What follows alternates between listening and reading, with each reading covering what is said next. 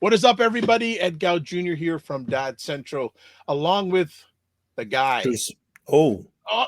the guy. You gave me a little bit of a different intro this day. I thought you were going to just leave the space for me to fill it. I was going to leave space after I said the guy. So, What's up, okay. everybody? Drew Solon from Dad Central. Looking forward to it today. We got to keep that intro. So when we have a blooper show, we'll do that. That'll be one of our clips we put in there. What's up, everybody? We are here on the Dad Central show. It's sponsored by Dove Men Plus Care. Dove Men Plus Care believes that care is the best of a man. And because when men care for themselves, I'm still laughing here because when men care for themselves and others, there's a positive impact. And I think that was a very positive impact opening. What's up, Drew? Well, Ed, another great opportunity to have a great conversation as we just, support fathers and being the best they can be. Absolutely. And one of the many things I love about the friend we're bringing here is we had a pre-show conversation, and I hope it comes up about how important being a provider is as a father. And hopefully, well, I guess I'm going to have to bring it up now since I teased everyone at the beginning, but also to just show that our conversations are international. We're getting fatherhood lenses from around the world. So leading up to that, I will have Drew introduce our friend. Yeah, you're right, Ed. And there's, no matter where it seems people are across the world, as fathers, there's a lot of commonalities. And so today we're having Ralph Anania, and he's had over 35 years of business experience. He's an Australian Entrepreneur Award winner. He's an international speaker. He's regarded as an authority in business transformation. So from his bio, his mission is to enrich the small business community by encouraging sustainable change, not just in the organization, but most importantly, where it all stems from its leaders. And just as an aside, fatherhood is a most important leadership opportunity. So he says he's a family man with 3 amazing children who keep him inspired to continue doing what he loves best, which is making a difference in people's lives. And so he's also got a book. It's called Life Done Right: Timeless Wisdom to Give You Hope and Inspiration for the Future. So I'm excited to have Ralph on the show. Looking forward to the timeless wisdom and inspiration he's going to give us and fathers who hear his story. What an intro, and there he is. I'm telling you, that was good stuff, Drew. Good day, Ralph. How are you? Very well, thanks, Ed, and lovely to see both yourself and Drew. Thank you for having me on the show. Our pleasure, Drew. I'll let you start off. Well, Ralph, it's really an honor to have you here and to have this conversation, not only because of your actual vast experience that you're bringing to us, but also because just the opportunity to inspire our listeners with your story. And we really love to start the show getting a little bit of the backstory, the insight into where it all started for Ralph. So can you tell us a little bit, what was life like for you growing up, and how did it all start for Ralph and Anania? Sure, great question. Thank you. My parents came out from Italy in the early 60s. My dad came out in 1960, and then he had made enough money to send over to Italy to bring mum and my 2 sisters and brother over in 1962. And then I was born in 64, and I've got a younger brother who was born in 67. So I'm one of 5 children. And, life growing up as a child of an immigrant family wasn't always, roses and rainbows, I guess. It was difficult at times because there was a lot of challenges that came with that in the early 70s, the late 60s, early 70s of growing up and going to school and being bullied by some people that I guess weren't as kind as they should have been. And we've seen what we know today as bullying. Those days there was no such thing as bullying. It was just whatever it was. And the sad part about it was that, there was teachers that were the same way. But it did set me up for a stronger future, and some of the things that I learned along the way, being conditioned by my dad and spending a lot of time with my dad, got me to understand the real values of life. And, one of the things that he taught me was that integrity and respect was something that, you had to earn, and they were very, very important to me.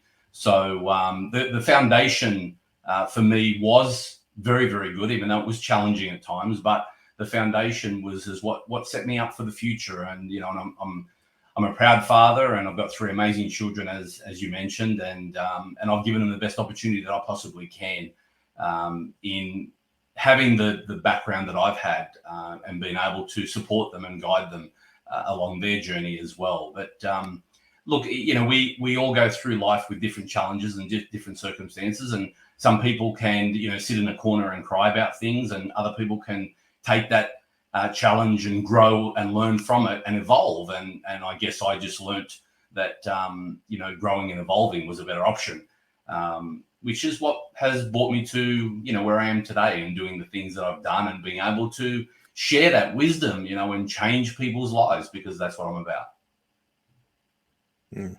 Nice. Ralph, go ahead, Drew. It sounds like you had something you want to say, so I'll let you go ahead. Well, I think there's a lot of interesting elements of just the story you shared. So, being, as you said, an immigrant family, new to the country, and that transition piece, and there's a person I've listened to. His name is Brian Buffini. He's an American entrepreneur now, but from Ireland, and immigrated to the United States, and he actually wrote a book called The Immigrant Edge, and it's about the importance of the work ethic that gets instilled in you. And so many of the wealthy or millionaires in the American continent are actually from immigrant families.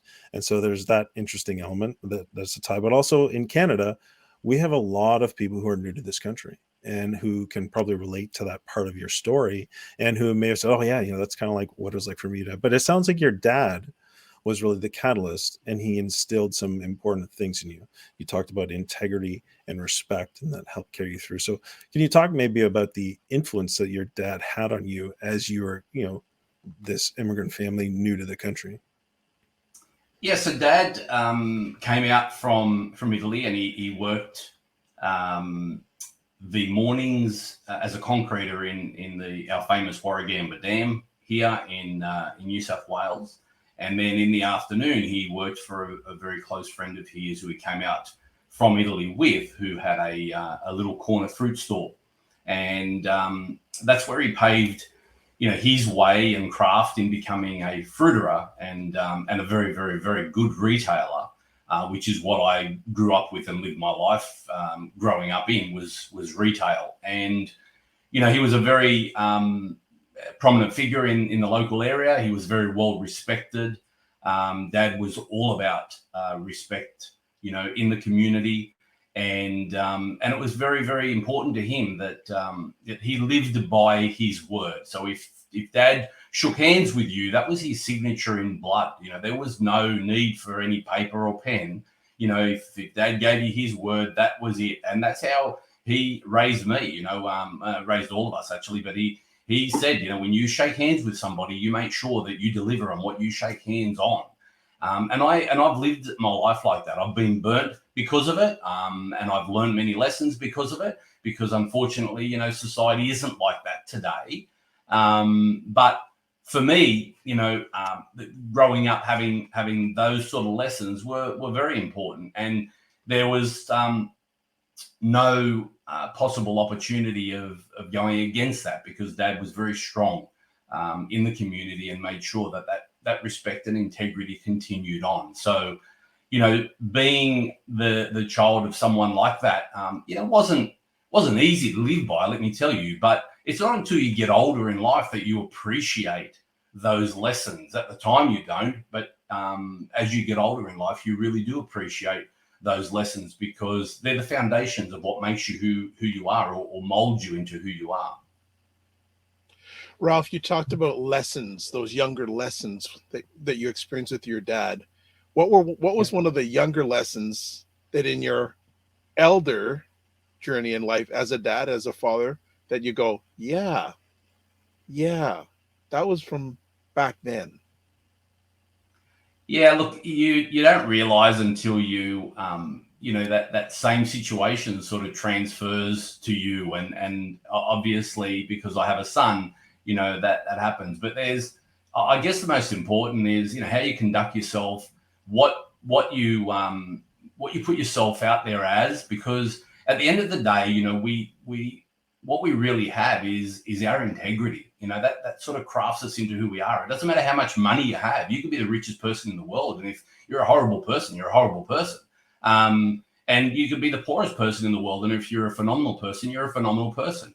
And that was really important. And a lot of that sort of comes through when you start to have the conversations with your own children, you know, and in my case, my son, where a lot of the conversations that I had with him were based on the foundation of the conversations that I had with my dad, you know, when I was growing up. And, you know, you've got to stop yourself sometimes. I mean, you don't say it when you're having a conversation with your own son, but you've got to stop yourself and say, well, wow, you know, like that's my dad talking to me, and now I'm talking to my son in exactly the same way. So it's those times that you it's not that you need to be prepared. They just happen because that was the foundation that you were built.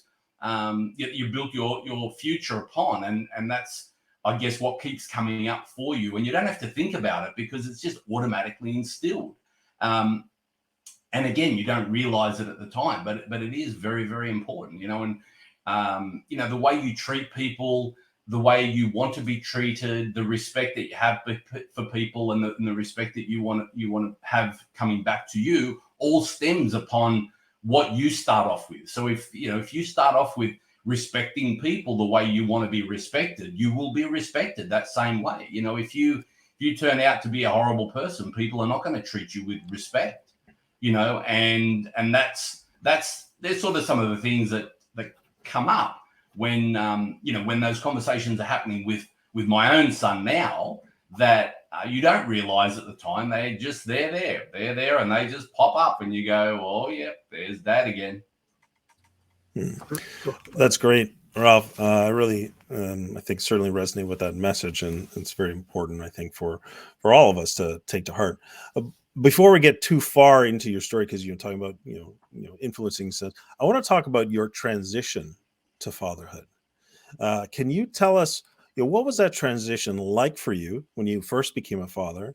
And were there any specific challenges or fears that came up? But then, how did you manage that transition as well as you could? I don't think there were any challenges. I was ready for fatherhood. I mean, there might have been a slight period of, I guess, overwhelm at first because it's all new. And I guess when you come from a family that is very close, and most European families are very close, you grow up with nieces and nephews that, you sort of take on as if they're your own anyway. So I was lucky in that sense. I mean, I'm the fourth child of five, and so therefore I'd gone through many nieces and nephews before my own children came up. So when my daughter was born, my daughter, I got two girls, and then my son is the youngest.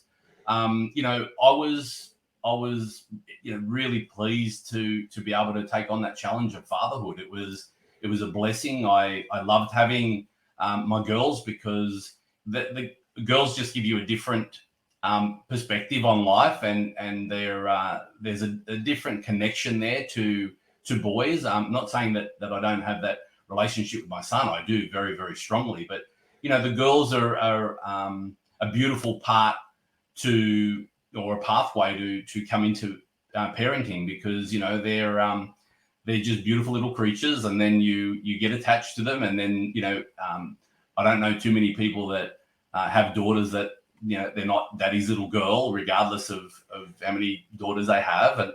And the transition wasn't that, never really was an issue for me at all, Drew. I enjoyed it, embraced it, and loved it.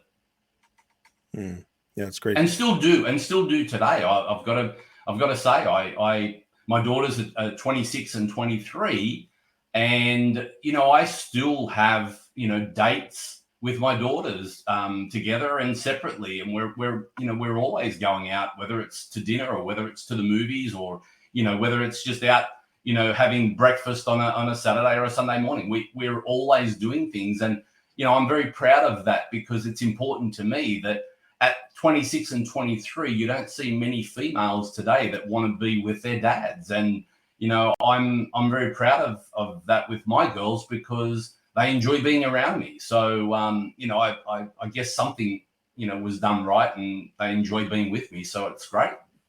Okay.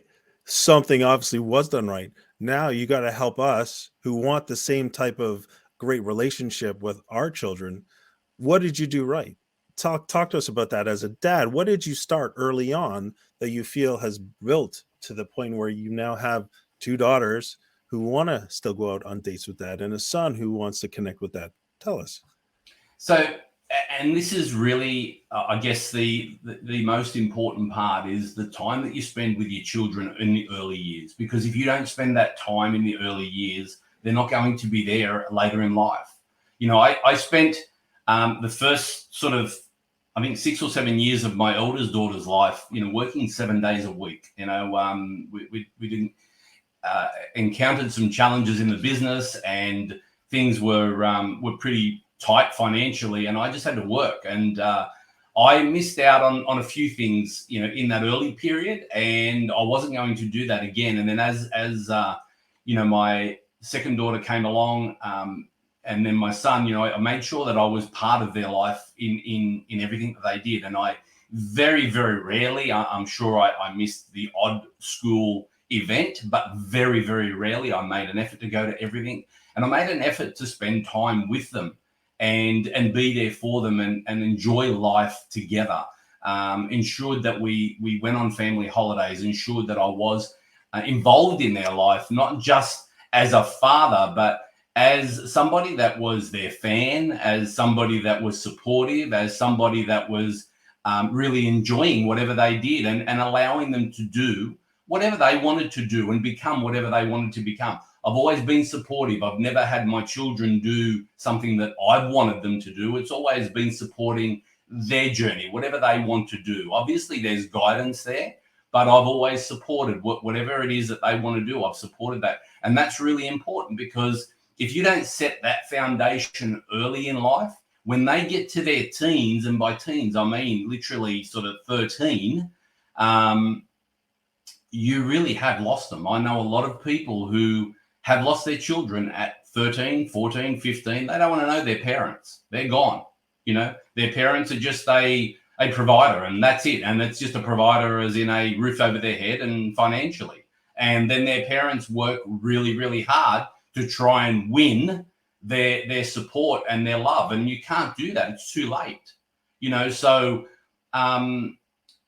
the time and effort that you put in when your children are young is what will set the groundwork and pave the way for your future, and the connection and the relationship that you're going to have with them forever as they get older. That's probably the most important part that I can't stress enough for every parent, or for every dad especially, because it is important. And I see a lot of dads who have no relationship with their daughters, none.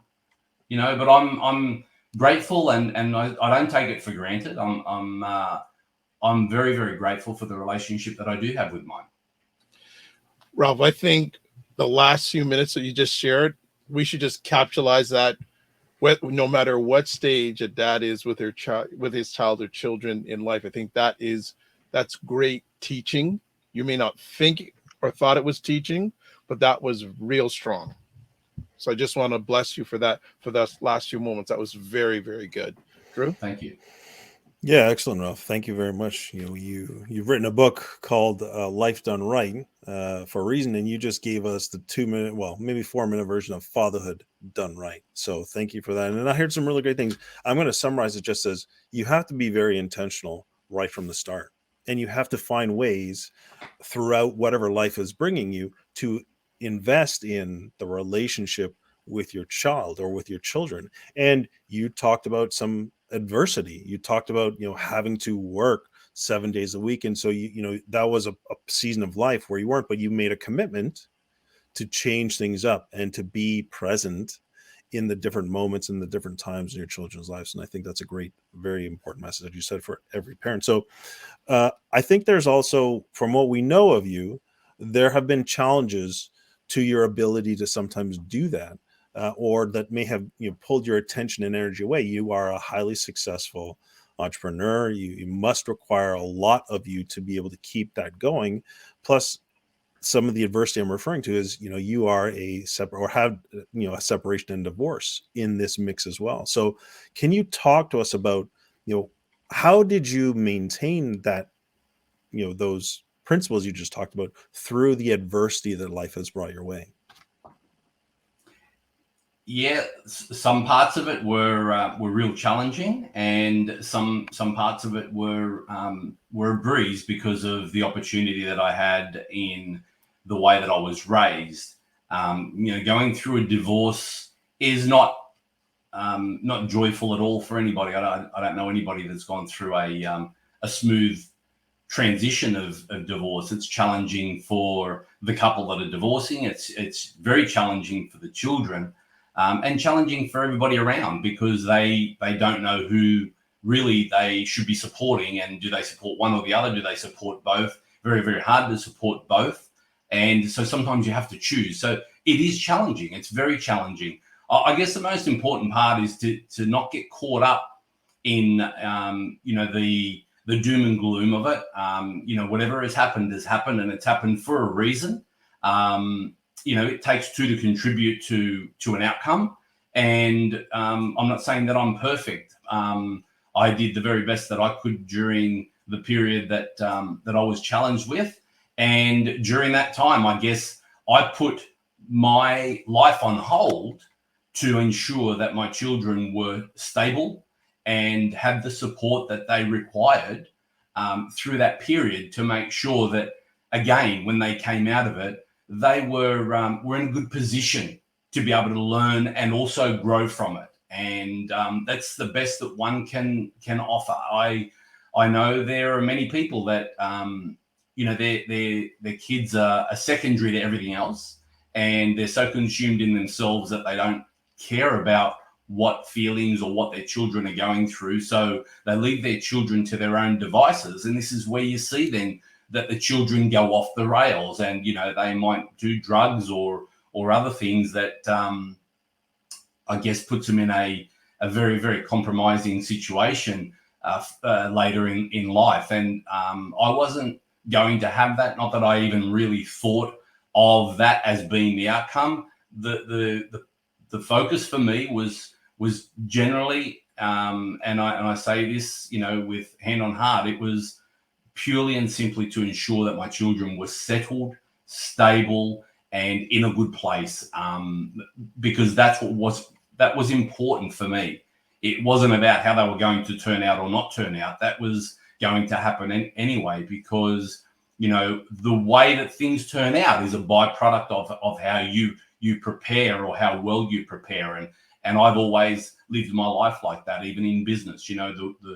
The more you prepare and the better you are ready for things, the better the outcome. And that's how I went through that stage of my life as well with my children. So understanding the support level that is required is really important. And don't bring children into arguments that they don't need to be involved in, because I guess I was guilty of that at some stage, until I was made aware of it, and then I had to change. But children shouldn't be part of the arguments or the conversations that happen between the parents, because they're fairly innocent in all of this. So you need to separate the two, and just keep the conversations regarding the separation separate to what the conversation around the children are.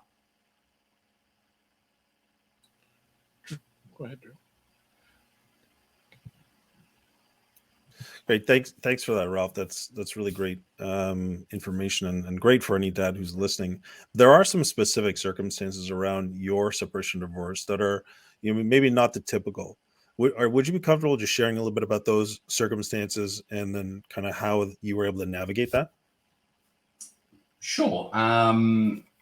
So, look, my separation, I guess, stemmed from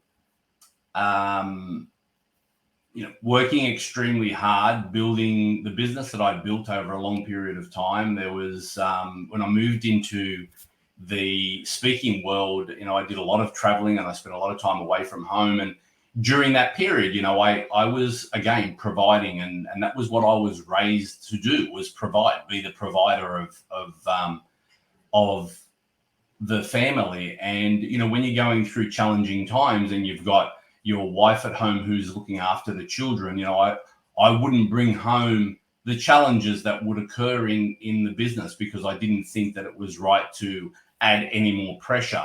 Looking back now, it was something that I should have done. I should have shared more about what was happening. I should have opened up, to my partner and discussed things that I didn't discuss, because sometimes, you need to have that sounding board to navigate through. And I guess I could have done that a little bit different. I mean, we could always do things a little bit different. Hindsight's a wonderful thing.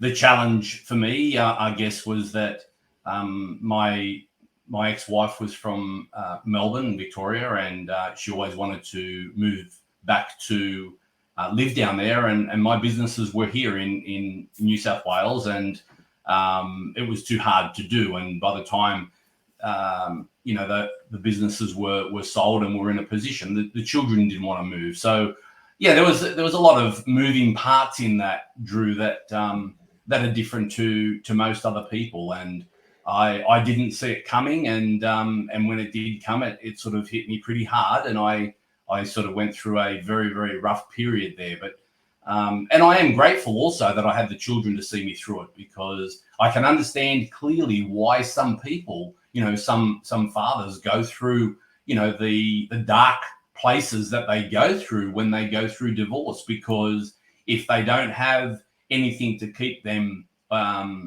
occupied, they go into a spiral, and I can understand how that can happen. I was blessed that I had my children that were with me, and I cared for my children, and they sort of kept me, driven to continue to do the best that I can and live life to the greatest I possibly could, which is what drove me to want to share some of that wisdom and experience, because I wasn't a great learner at school. As I said earlier, I was bullied quite a lot. So I didn't really learn that well. And most of my learning came from after school, where I had done some courses and did as much learning as I possibly could external to school. And for me, it was important that I could share some of what I'd gone through with my real life experiences, because I appreciate real life experiences. It's okay to write a book on theory, but if you haven't experienced it yourself, there's a different element to that. And for me, it's important. What I share, whether it's fatherhood, whether it's business, whether it's relationship, I share from my own personal experience. It doesn't mean that, I know better than somebody else. I can only share the parts that I've lived through that is real. And for me, it's about being real and keeping it real. And if there's value in that for somebody that's going through a similar circumstance, which as you would know, everybody goes through similar circumstances, then they can pick up on that, and they can learn and take that, real life experience and implement it into their own life and see how it can help them navigate through their challenges and their circumstances. Ralph, I want to jump in for a quick second, and hopefully won't talk too much about the separation and divorce, but something that really struck me when you just shared is about your kids' support during that time. How would Ralph be different today if he didn't have his kids' support during that time? I think, look, it's hard to say, but I think I would have probably spiraled into a dark place, out of control in some way. I mean, I don't really drink, so I'm not like an alcoholic, but I can see why people become alcoholics, and and people become drug addicts, because that's it's a release for them. It's a place where they go and they get rid of the pain. And I've seen many people that have been in similar situations to me, people that I know personally that have taken to drugs and taken to alcohol. Would I have gone down that path? look, I don't know, because I was already on the journey of helping people and making sure that people that I could help people go through challenges. I have, very, very strong faith, and that kept me going as well. But just the fact that I had my children was a blessing. It was a real blessing for me. So I can only share what I actually went through, Ed. Thank you. Drew? Yeah, that's great. Thank you very much, Ralph. Well, I can see that clearly through whatever adversity or whatever life has brought you, there's this idea of growth, which I think is embedded in what you're sharing and talking about. You're talking about reflection. You're talking about, here's what I've learned in the process of what I went through and what I might even do differently. And so, which makes sense because part of your mission is about encouraging sustainable change. And clearly you've lived this idea of sustainable change. And you're talking about your entrepreneurial background, it says not just in the organization, but most importantly, where it all stems from its leaders. And so you're modeling that idea of sustainable change. So let's talk a little bit about this idea of, you're bringing sustainable change, to people and helping make a difference in their lives.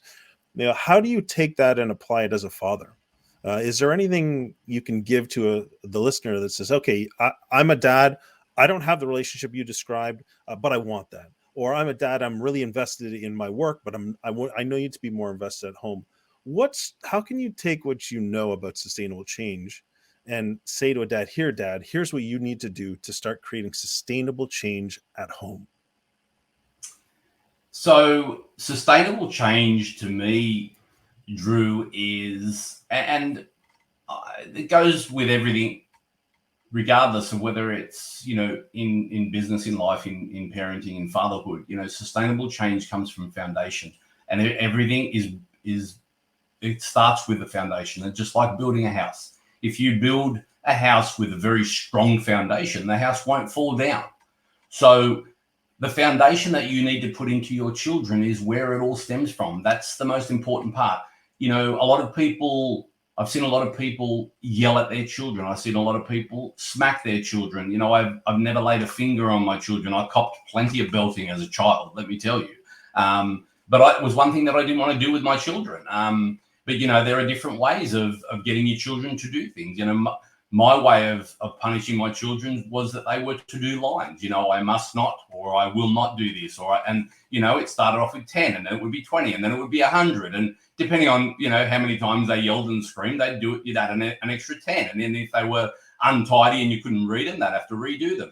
And over time, they learn. That's punishment enough, or you go without things. And today we live in a society that is click and collect. We all want everything to happen, now. And that is not sustainable. You can't have anything that is that happens quickly to be long term. So you need to put the effort in. You need to sit and explain to your children why you're doing what you're doing. If they've done something wrong, sit and explain so they can understand what your expectation is. If they've let you down, sit them down and let them understand why they've let you down, what they could have done wrong, why they're not getting what they want because of certain circumstances, certain reasons. If you give your children everything, it's like giving a child when they cry, if they want a lolly and you give them a lolly, they're going to continue to cry every time they want a lolly, and they won't understand that they've got to do something to be able to earn that. So you want to teach them that regardless of what they want in life, they have to earn it. And that's where the sustainable part comes in, because that's the longevity. If you're I'm not here to criticize, but I have seen many parents who, their children cry, so they give them the iPad, and then they wonder why they're not interacting with other children as they get older. Why? Because they're too busy having a conversation and sharing a glass of wine, and they don't want to be disturbed. So here, we'll just give the kid an iPad and, he'll shut up or she'll shut up. You can't do that, because that doesn't teach the child anything. And what it does teach them, it teaches them to become spoilt little brats. And And that's where it is important that, that they go to bed at a certain time, that there is structure in their life. You can't have children unstructured. There needs to be time for bed, there needs to be time for dinner. It needs to be structured, because otherwise you won't get that consistency through everything that you're trying to achieve with them. So I think, again, Drew, it comes from the foundation and the time that you put into them as they evolve and as they grow. And I know, my ex-wife did an amazing job with my children. I mean, there was a set time that they went to bed, and every time they reached their next birthday, they may have been allowed to stay up an extra 30 minutes, and until they got to their teens. But dinner is dinner. Within that 30 or 60 minute time bracket, it's important. You can't feed a child at 10 o'clock at night and then expect them to have a decent night's sleep. They need to eat at 6 or 7 o'clock at night so they can digest their food and then have a comfortable night's sleep. But I have unfortunately, and I say this again, hand on heart, I have unfortunately seen parents who are too consumed in their own life that they their child is not, I guess, as important or as prominent, and they give them what they want to just keep them quiet, and then they turn into rogues.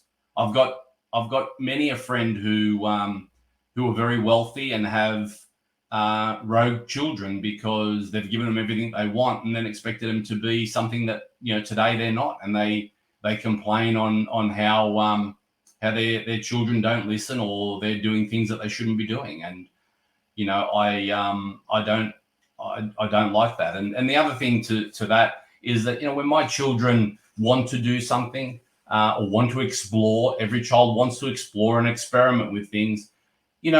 Sit them down and let them explain to you what they want to do. And if it's something that you feel that you can let them do at home, let them do at home. It's like drinking. It's no good not letting a child have alcohol, and then they go out and they get plastered and do something silly or get hurt. You want to see what it's like to get drunk? Get drunk at home. Here, knock yourself out so you can actually have that experience, but you're in a safe haven. You're at home. You're in my home. And if something happens, I'm here to look after you. That way you know that when you go out, if you want to get drunk, this is what it's going to feel like. Whereas a lot of people don't. They won't let their child drink until the age that they're supposed to be drinking. Then they'll go out, they'll get smashed and do something silly and pay for it for the rest of their life. Yeah. Ralph, thank you so much. You just gave parents a whole lot of blocks that they can place in the foundation that they're beginning to build for their children. And I'm not sure if you're watching the video, you saw me kind of like, half cheering at certain points as Ralph's talking about some of these fundamental, I'll say disciplines. But really, at Dad Central, we talk about what is an involved father, and it starts with, what does your child need? And once you look at what the child needs, an involved father is one who addresses and supports the child in their needs, not the parents' needs. And so I think that was an important message that you were talking about. It's got to be responding to your child based on their needs, and you build the foundation around structure, which Ed knows me. I'm a structure person. So music to my ears. Thank you for that, Ralph. That was great. Ed. There's so many different avenues we could go. During our conversation today, you mentioned about being bullied as a kid. And I'd just like to know if you could talk about how those experiences and how it impacted you. And what advice would you have for parents who have children that are experiencing bullying? Yeah, look, for me, it was one of the things that I really didn't enjoy about school, and being bullied, was not enjoyable. And I'm talking about a time where bullying wasn't even recognized as bullying. And today, and I say this openly, a bully needs to be bullied. There's no other way to to say it, but you need to stand up to a bully. And if you're being bullied, you stand up to that bully, and you'll find that they'll change very, very quickly. And don't get me wrong, this happens in business as well. There are business leaders out there that lead with an iron fist, that are just bullies. And I have encountered many of those situations, and the only way to go back is exactly what they do to you, you do to them. And I tell you what, they really get a shock, because they don't expect it. So bullying should never be accepted, ever, in any way, shape, or form, whether it's because of your race, religion, color, creed, whatever it may be. It's just, we're all humans. We're all humans. We're on this earth together. God created us equally. And I don't care how much money you have or where you've come from. We should have that respect for one another. That is the most important thing. And just because you've got more than somebody else, it doesn't make you any better. And therefore, it shouldn't be accepted if somebody is out there bullying. So and I'm not saying go and fight somebody physically. I'm just saying put somebody in their place if they are out of place, is what I'm saying for a bully. Well, thanks for that, Ralph, and I couldn't agree more. But it sounds like, if that last point of you're not going fighting, what are you teaching your child then? So are you teaching your child assertive communication? Are you teaching your child their own self-confidence to say, it's not, and teaching them what's acceptable behavior, what's not? Can you talk a little bit about that from your perspective? Yeah, sure. So from that perspective, you are not what somebody else deems you to be. So just because somebody is bullying you and berating you, it doesn't mean that's who you are. That is their insecurity. And if it's their insecurity, call them on it. That's a challenge, because most people that bully are insecure about something in their own life. That's really what it is. And if you call them on it, they are shocked and they don't know how to respond. And you need to teach your children to be confident and comfortable in their own skin. And again, that doesn't mean stand up and physically fighting, but fighting for what you believe in. And what you believe in is what you've taught them from a very young age. And that is to have self-discipline, self-respect, self-care. Those are important things to teach a child, because it doesn't matter what somebody else deems them to be. They are who they are meant to be, and they're put on this earth for a purpose. And they're put on this earth for a reason. And most people in society don't know what their purpose is, because they've been told something else. And I mentor a lot of people and a lot of senior executives in many, many, many different walks of life who don't know what their purpose is. They've been very successful, but they don't know what their purpose in life is. And as I've said, and you've mentioned it a few times, my purpose in life is to make a difference in somebody else's life. My purpose is to share what I've experienced, what I've learned, and be able to empower somebody else to go out there and empower somebody else. That's what my purpose is. And that's because I believe that's what I was put on this earth to achieve. That's great. I'm going to have one more question, and I'm going to leave it to Ed after this. How do you, as a dad, help your kids find their purpose? Encourage them to do what they feel is something that's really, really passionate for them. And passion drives purpose. And when they're passionate about something and it takes no effort and they can do it quite easily, that's where it all stems from. And then you support them in that. So I've not been one to have my children go and live their life to doing the things that I could never do. I've supported them in doing what they want to do as best as I possibly can for them to achieve the goals that they want to achieve and making the difference that they believe they can make. So I think it's important that they, to live a life of purpose is obviously to live a life that fulfills you with passion. And when you're passionate about something, that's the driver, that's the key that keeps you moving forward, because it comes effortlessly. You know, it doesn't take any effort to do. So that's important. Love it. Ralph, I have one last conversation piece, and we talked about it before we did the recording, but I want you to bring it back to us. You recently celebrated your son's 21st birthday. And I just like to do some, with our audience, do some reflection that you had with that event as a father, and whatever comes to your heart that you want to share with our audience as a dad celebrating your son's 21st birthday. You know, yes, Ed, sorry. It's funny how you don't realize the things that you do until certain situations happen in life. And my son was, all my three children went to private school, and that was a choice. It was a choice and a sacrifice that we made for them.